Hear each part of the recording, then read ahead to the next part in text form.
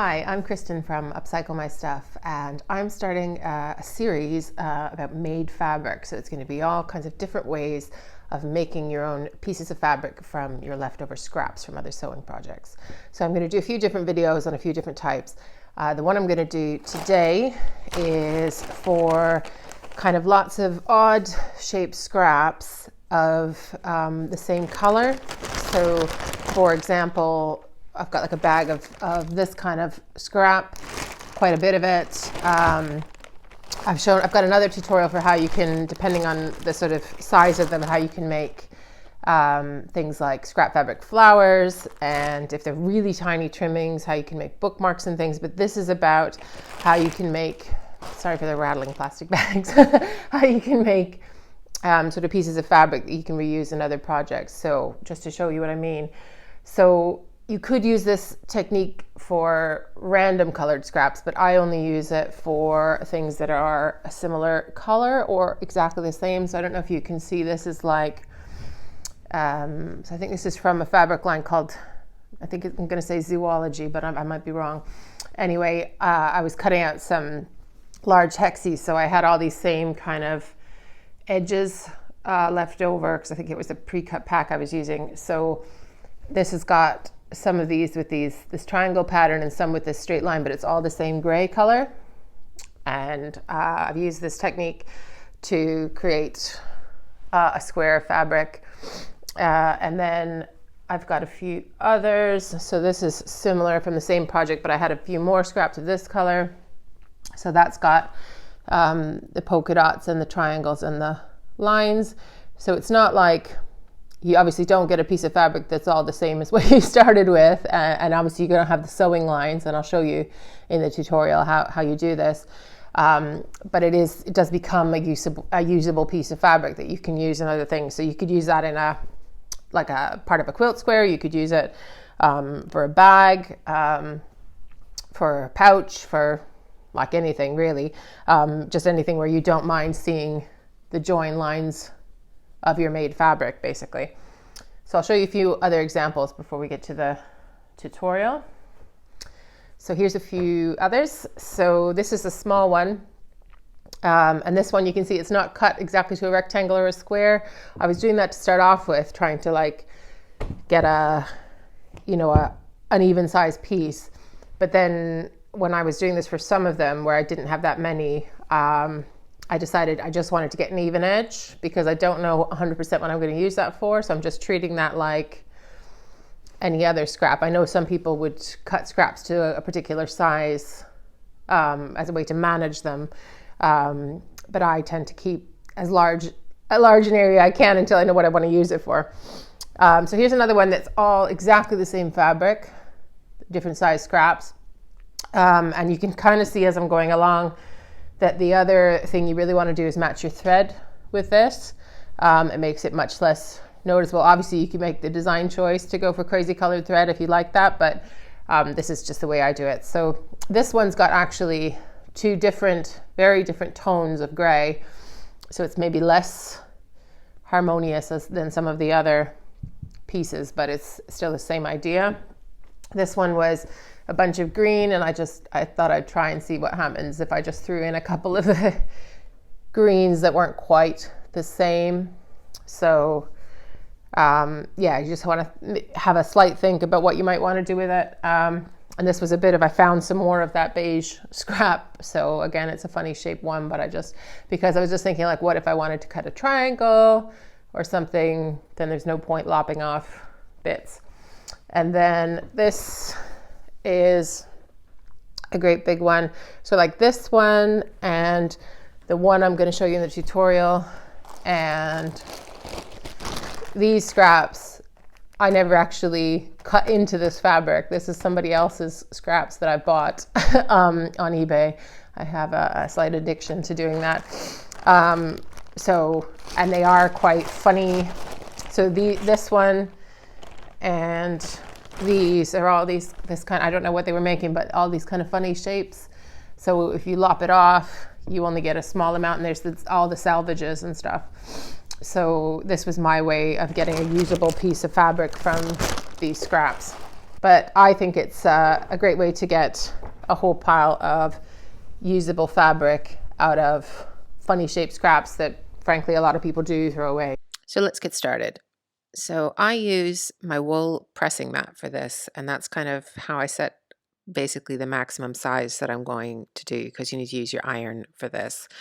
So if you have a larger ironing surface, you can make a bigger piece of fabric. This is just what works for me.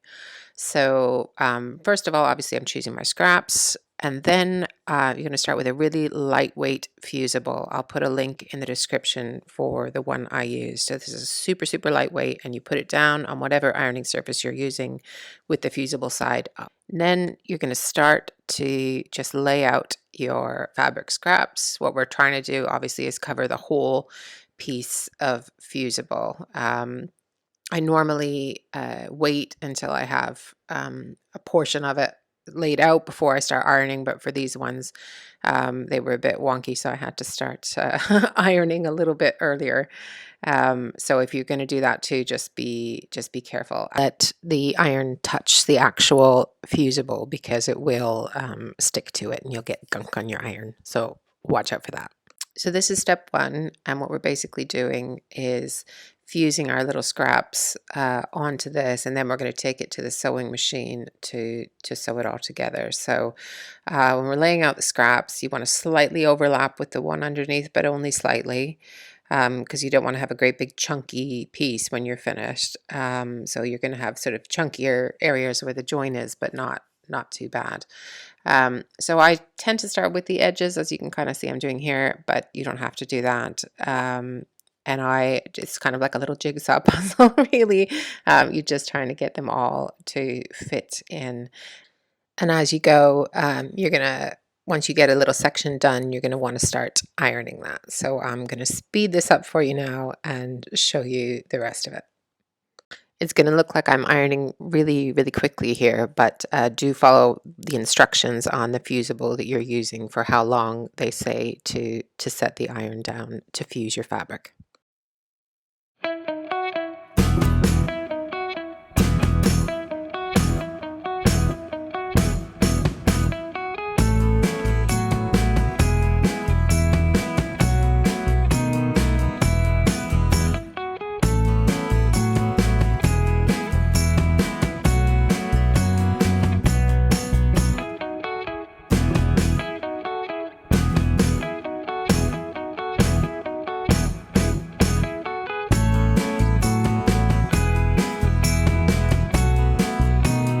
For step two, we're going to start sewing the bits together on top of the fusible. So you just slide it onto your machine. I use kind of an extension table there to make it easier, but you could prop something up like books or something if you don't have that. And you're going to use a zigzag stitch along all of the raw edges. So I think I usually set mine to 1.5 or 2 in terms of stitch length. But if you can't set the stitch length, just use whatever you've got. That's fine. So what you're going to try and do is, first of all, you start with the back stitch, and then you're going to follow along the raw edges for as long as you can. So when you hit another raw edge, rather than like crossing over the fabric, you'll sort of turn. Well, there I've crossed over a point, but when I get to the very end of this raw edge, I'm going to turn and go down the other side of the raw edge.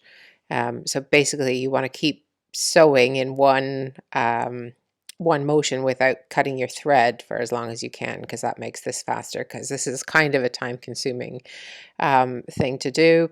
So I'm going to speed up the sewing so you can see, but basically what I'm doing is following along the raw edges, turning on the corners until I hit somewhere where I can't find another raw edge, and then I'm going to back stitch and cut my threads, and then find a new place to start on the fabric to sew along more and more raw edges as I go.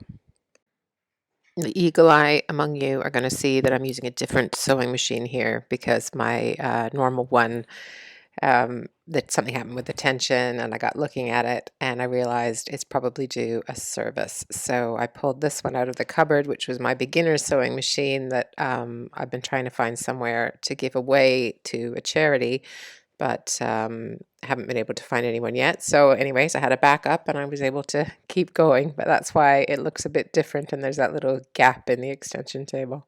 As you get further and further along and you've got more and more of your piece stitched together, you're gonna go back and kind of go over the single edges that have been left by this technique of kind of following the raw edges as best you can around.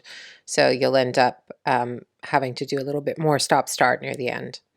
Once you get to the end, start clipping your threads, and then you might see little places again that need stitched up. So just go through and make sure every raw edge has got a zigzag stitch along it.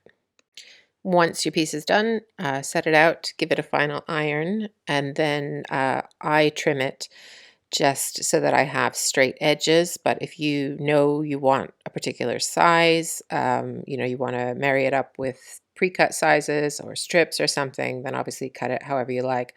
I just cut it to the biggest size I can, but I get rid of the scraggly edges so that it's well, prettier to store, easier to manage, and it's just nicer that way. So this can be a bit of a time-consuming project, but I've gotten a little bit addicted to it, so I keep making more and more of these when I have bundles of the same kind of color scrap, and I'm really liking it. And here's the finished piece that we were working on in the tutorial there. And as you can see, so there's the back, you can see all the zigzaggy stitching, still got a few threads to cut. And but you can also see it's, even with the interface, it's really lightweight, the one I use, so it's still very flexible. You can absolutely sew with that for whatever you want. So you could choose to cut other shapes out of that for applique. You could choose to use it in parts of traditional quilt blocks, or you could cut it into panels and make a pouch or a bag or something. So lots of things you could do with it, and I think otherwise a lot of people would throw away the scraps that I use for things like that. I hope you found that useful, and I will have other installments of what I'm calling the Made Fabric series, so other ways that you can make different types of fabric out of your scraps.